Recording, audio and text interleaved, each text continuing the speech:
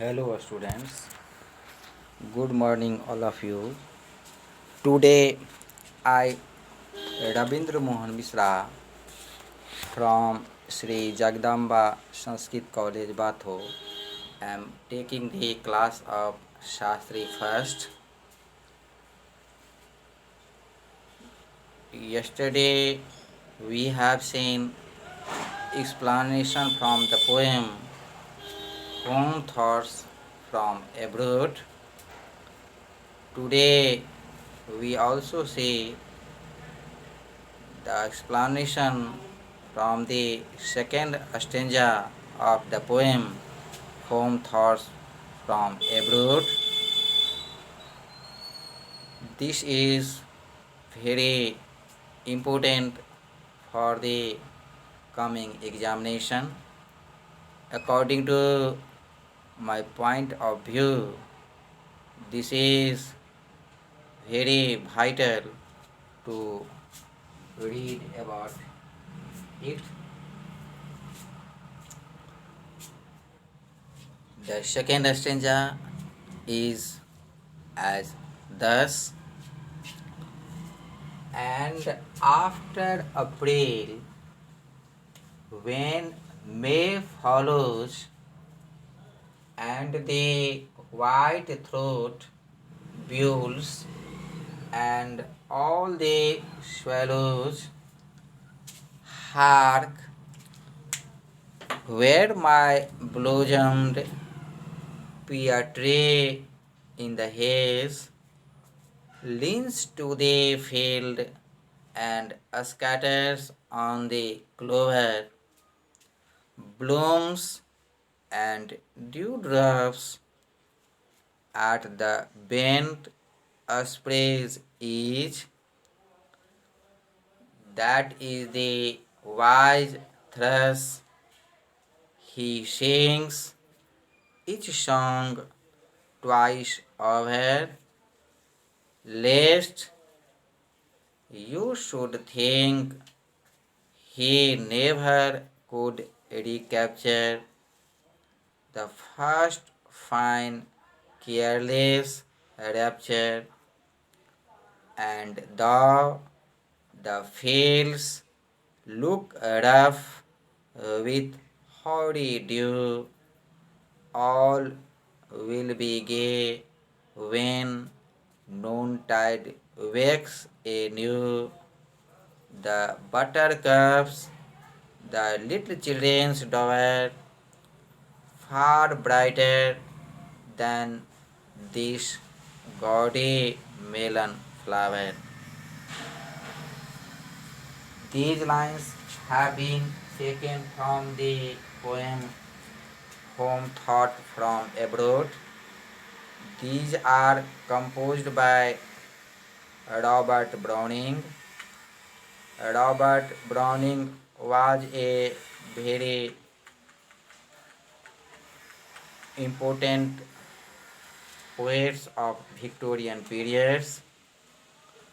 After numerous failures, Browning finally became successful and came to be known as one of the foremost Victorian poets. His most notable works include Men and Women, The Ring and the Book, and dramatic romances and lyrics.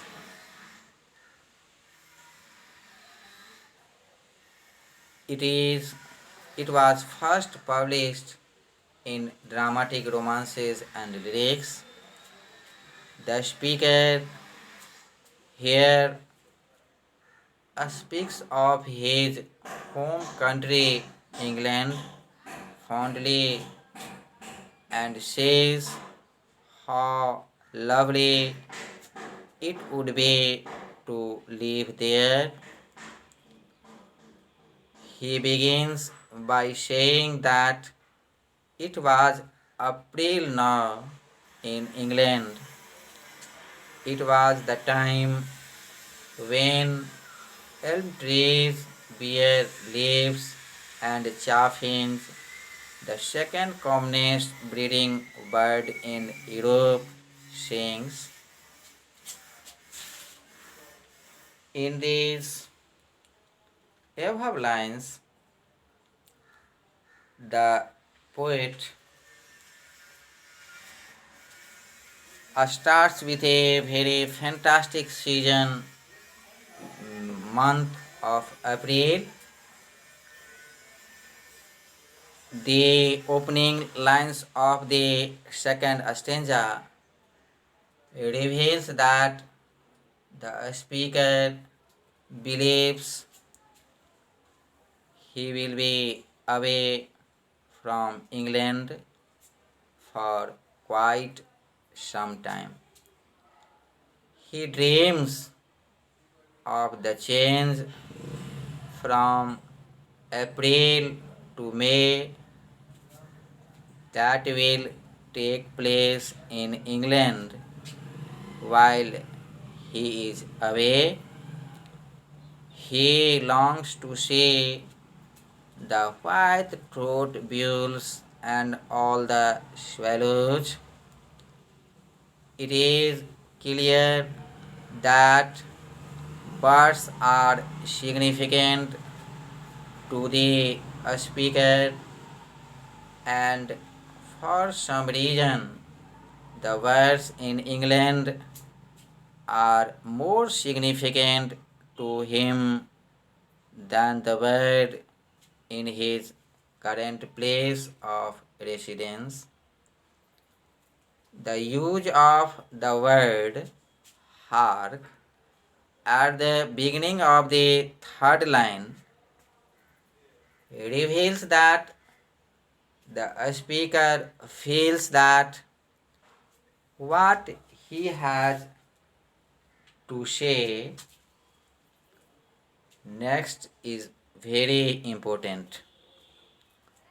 Thus, he calls attention to himself by asking his readers to hark or listen intently to him.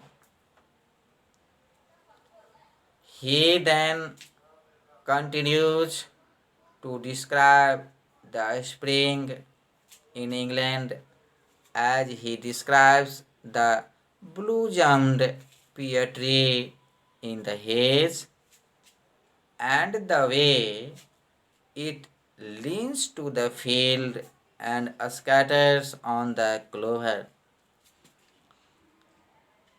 It is clear that all of these signs of spring in England are a part of the speaker's memories, and seeing them makes him feel at home.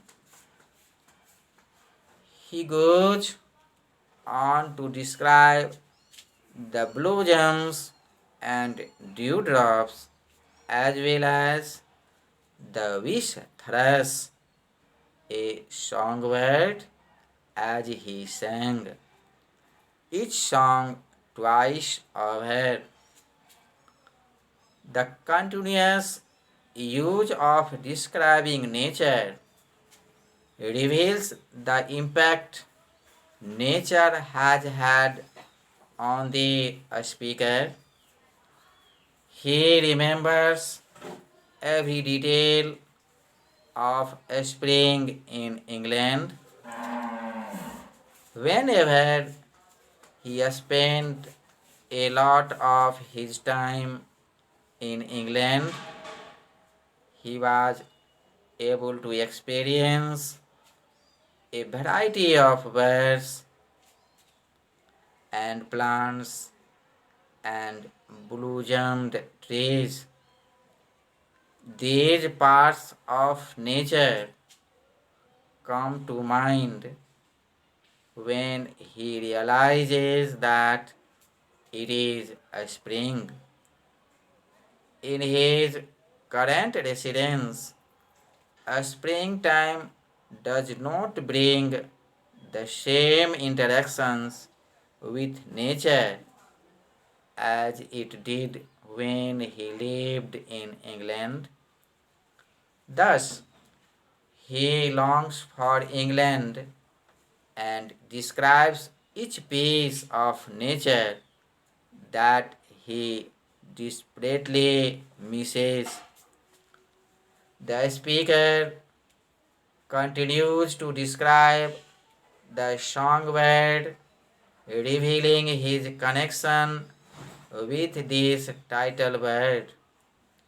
He says that the bird sings each song twice, just in case the listener may think that the bird could not recapture the first fine careless rapture. The speaker continues to describe his longing for his hometown by explaining that even the parts of England that may look ugly or rough with hoary dew are still beautiful when the noon time comes around and the little buttercups become visible. Throughout home thoughts from abroad, it is clear the speaker misses his hometown and connects with nature on a deep level. With the last line of Home Thoughts from Abroad, the speaker explains that the place he is in now is something compared to what he experiences when he sees the springtime in England. He says, far brighter than this gaudy melon flower. It is clear now that the speaker has been looking at a flower which has bloomed in the springtime.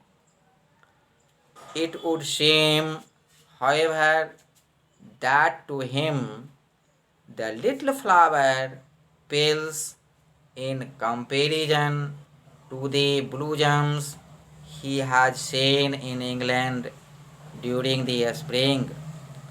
Perhaps a springtime in England was actually more beautiful than the springtime in the country in which the speaker was residing.